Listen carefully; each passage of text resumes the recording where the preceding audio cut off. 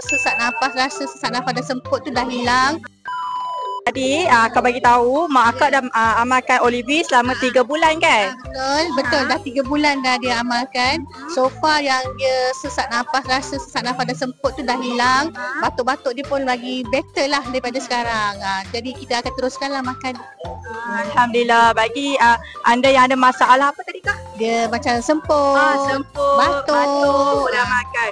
Sebab dia 30 kali ganda lebih tinggi daripada minyak zaitun biasa. Okey? Terima kasih Kak. Sama.